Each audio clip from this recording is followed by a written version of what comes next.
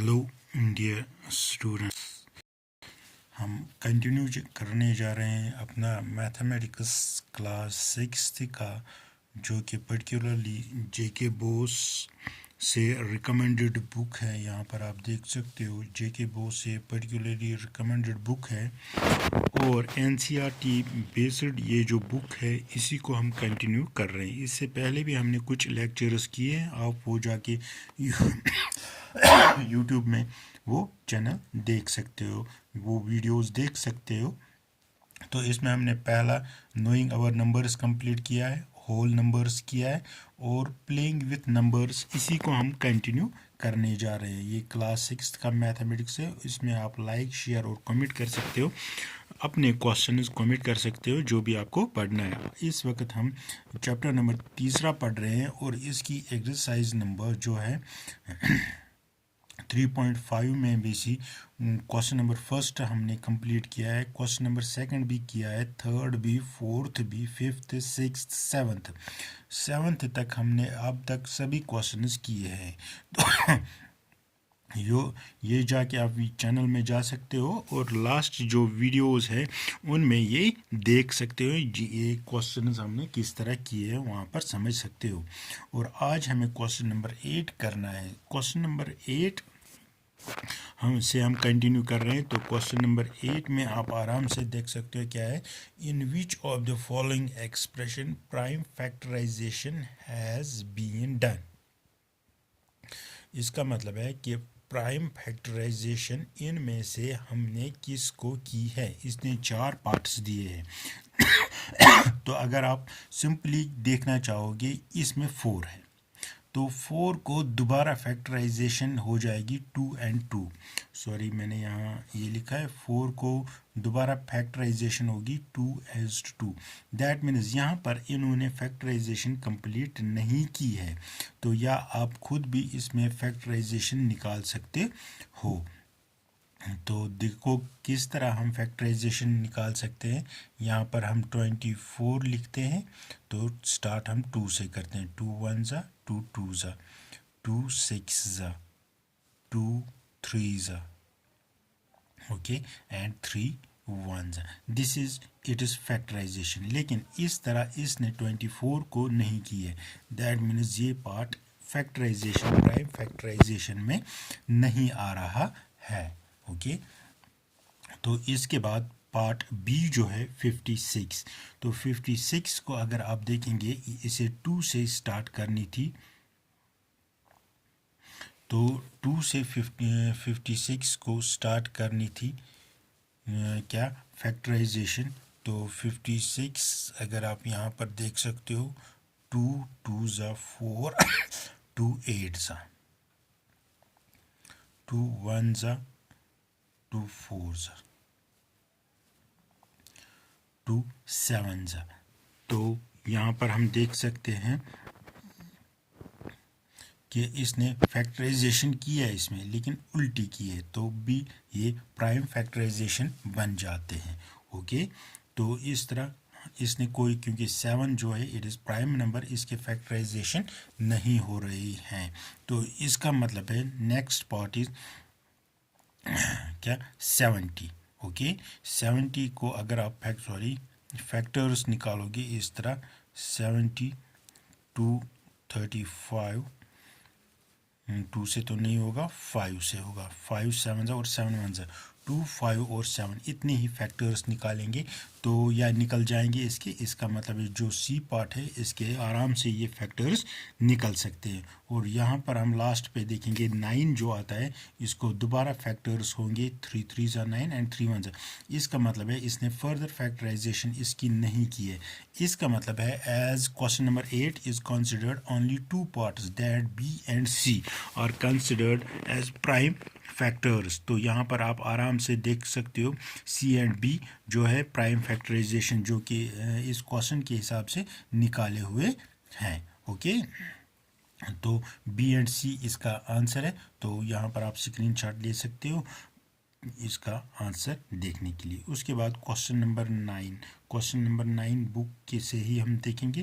पहले तो यहाँ पर रब करें, write the prime factorization of 15470 15470, that means कि 15 इसको आप फैक्टराइजेशन 15470 इसके आप फैक्टर्स निकालने हैं।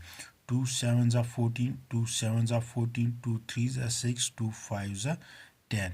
उसके बाद पीछे 5 है, 2 से तो नहीं होगा, 5 से निकालेंगे।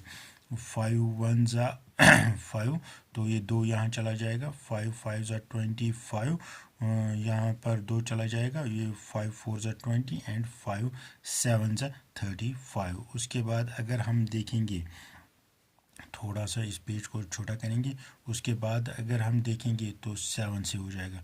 7 2s are 14, 7 2s are 14 and 7 1s are okay.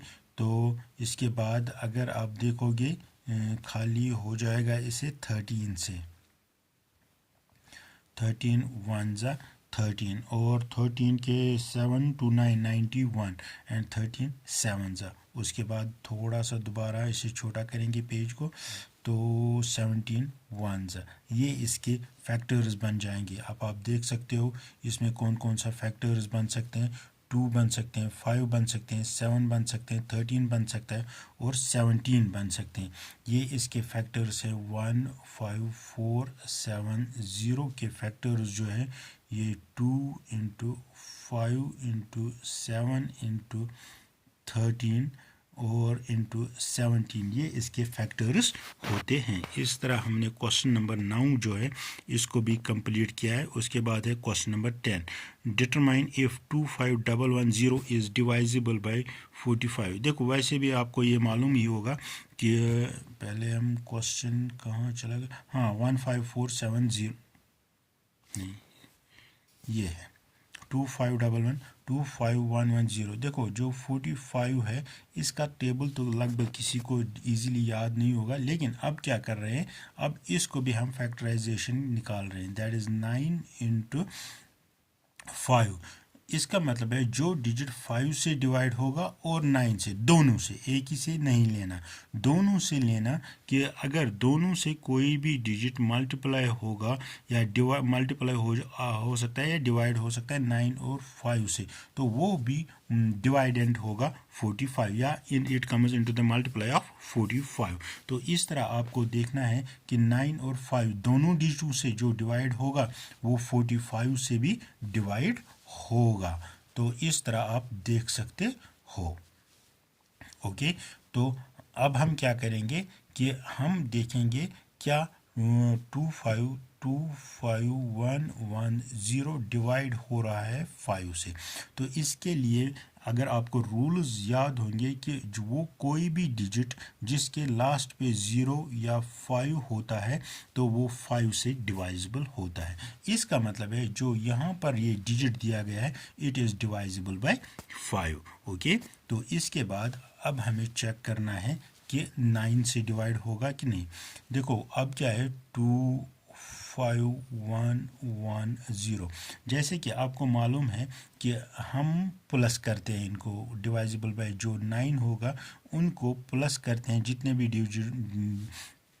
ये डिजिट्स होंगे। तो अगर ये डिवाइजिबल बाय 9 होते हैं तो इनका सम जो है, जो सम करेंगे अब हम इनको, अगर वो डिवाइजिबल बाय 9 होगा तो इसका मतलब है 25110 भी 9 से क्या होगा, डिवाइजिबल होता है। तो यहाँ पर हम थोड़ा सा रब कर देंगे, चलो इसी से अब रब कर देंगे।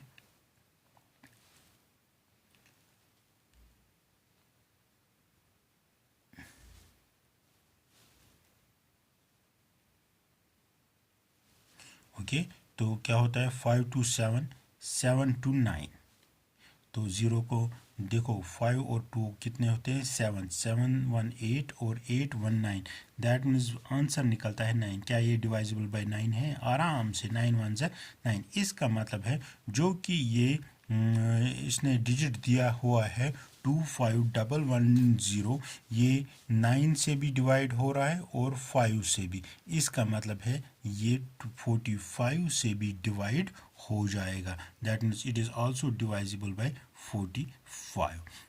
ओके इस तरह हमने ये क्वेश्चन भी सॉल्व किया है। अब क्या करोगे, अब इस चैनल को आप लाइक करोगे, शेयर करोगे। ओके लाइक करोगे, शेयर करोगे और कमेंट सेक्शन में अपने क्वेश्चंस या जो भी आपको प्रॉब्लम आ रही है मैथमेटिक्स के रिगार्डिंग वो आप बोल सकते हो। चलो